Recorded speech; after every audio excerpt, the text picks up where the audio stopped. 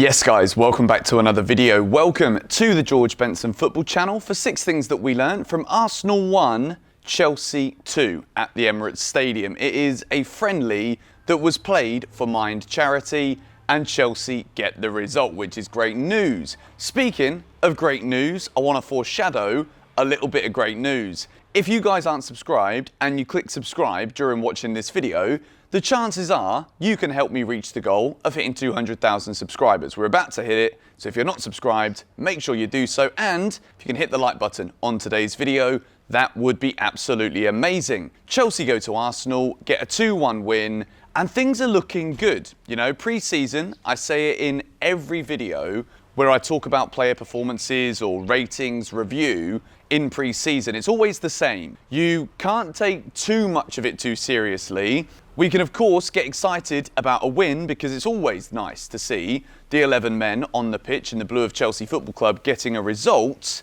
But Arsenal, I mean, mid-table Premier League club nowadays, Chelsea should be going there and getting a win as much as we possibly can. We found it quite difficult last season to do that, but we get the job done in North London just before the season begins. I want to begin today's video by saying box number 1, it is undoubtedly a green for the man who opened the scoring, the man who won Chelsea the Champions League, back in the side, Kai Havertz back in the goals. It's a beautiful finish. It was very good build-up play from Timo Werner, waited for the right opportunity, plays it in front of Havertz. Havertz runs onto it. He's got pressure behind him. He's got pressure from the Arsenal keeper, but he puts it into the top corner of the net. It is a very good finish, and at the moment, with Chelsea's striker situation, which at this moment in time, I've waited and waited and waited to address the situation as chaos, but at the moment I'm starting to feel like it could well be a little bit chaotic, and I'm going to talk about it later in a Chelsea FC news video once this video is live. But Havertz's finish again, he's making that run through the middle of the pitch. Many people are saying that if Chelsea don't sign a striker this season, then we have to start with Kai Havertz as a number 9. I'm inclined to say that is actually a very good idea. I think Kai Havertz shows when he's in on goal, he's very clinical, he is very calculated when it comes to either taking on the goalkeeper, going round him, finishing it. And it was a very, very smart goal from Kai Havertz, and I think his movement and the positions that he gets into means that even though he's not being seen necessarily as an out-and-out striker, he manages to do the tracking back and the getting forward without really using too much energy. And I think Kai Havertz could be a very key component in Chelsea's season this season, whether we actually go ahead and sign a striker or not. But it was great stuff from Havertz. We move into box number 2, and I wanted to talk a little bit about Timo Werner because I thought there was some moments of movement on the left-hand side that were very good, but then because of some of the finishing and the final balls that we saw, I was like, Timo, what is going on here? So, Timo Werner started the game on the left-hand side, but the man who really impressed me on the left-hand side of the pitch, and he gets box number 2, is Callum Hudson-Odoi. I've spoken a lot about Callum Hudson-Odoi during this pre-season.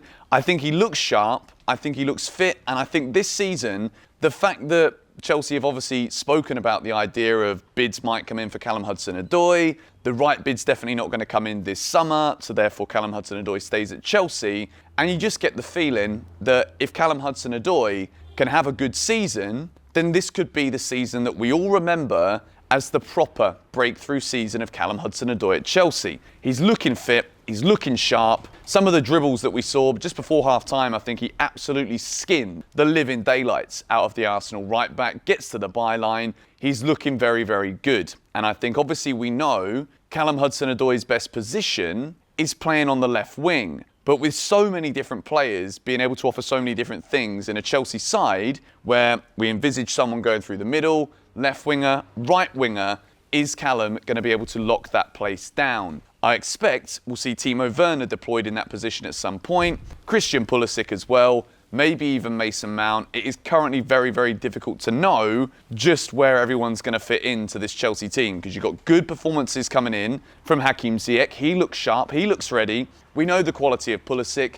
Mason Mount is now in Chelsea training after obviously he had a bit of an extended delay to his return for getting to the final of the Euros with England. But Callum Hudson-Odoi, I thought, put in another good show again. We move into box number 3, And the funny thing with pre-season this year is I often get into these little rabbit holes where I talk about players who are on the Chelsea books, but that I believe are never really going to get into anywhere near the first team. So therefore, this season, in some of the earlier friendlies, when Danny Drinkwater's turned up and actually looked pretty good, for whatever reason, I was reluctant to even talk about it in a 6 Things We Learned video. However, today, I want to give a box number 3, to both Trevor Chalobah and Dujon Sterling, who I actually thought put in a very good shift against Arsenal.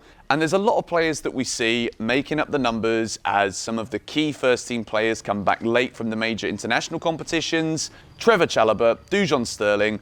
I do believe, despite obviously Chelsea selling Livramento, Dujon Sterling maybe gets a little bit more of a chance now as a result of Chelsea permanently selling Livramento. Going to talk about that in a bit more detail and my opinions on it later. But I think the two of them actually look like really decent players. And I think it's good for Thomas Tuchel to know that even though these guys have been on the fringes, and I think if you think about the way that everybody within the club who has been there longer than Thomas Tuchel, the way that these guys will see a Trevor Chalobah or a Dujon Sterling fitting in is also one of these where they're kind of just hoping for a good loan move so that we can command a higher fee, to get in more money, to then boost our transfer budgets, to bring in first-team players season by season. Chalobah and Sterling, I actually think, are very solid players. And I hope we get to see them a little bit more in tomorrow's game against Spurs, so that maybe there's a last chance drive from either Trevor Chalobah or Dujon Sterling to make it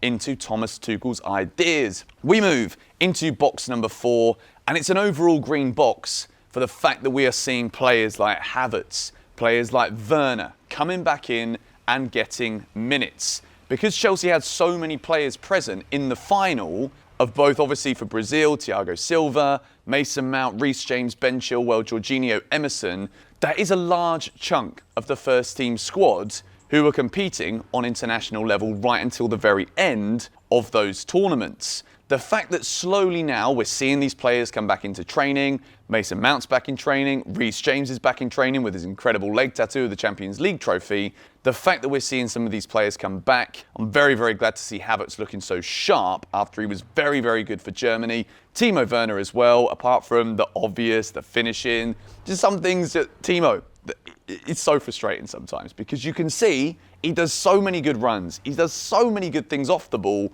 but then sometimes when he's on it, he gets on it on so many different occasions, and then just the final product is like, well, that could have been a chance to get off the seat, but then we're just like giving the goalkeeper the ball for free, for the sake of it. But whatever. Don't want to sit here bashing Timo too much more, but it was frustrating to watch at times. But minute by minute, these players are going to get fitter. Confidence is still going to be high after the Champions League final, and we're winning games in pre-season, which is all we can really ask from these Chelsea players. We move into number 5, and it kind of ties in to all that I've said about some of the things that Werner was missing in this game against Arsenal. He got the assist for Havertz, but I didn't give him a box because there were moments of frustration. And it is a yellow box for the situation that we still have regarding the striker. Of course, I'm going to address the news surrounding Chelsea's striker problem in the Chelsea news video uploaded to GBFC later on today. But I think this game against Arsenal, once again, was very, very clear that Chelsea rely a little bit too much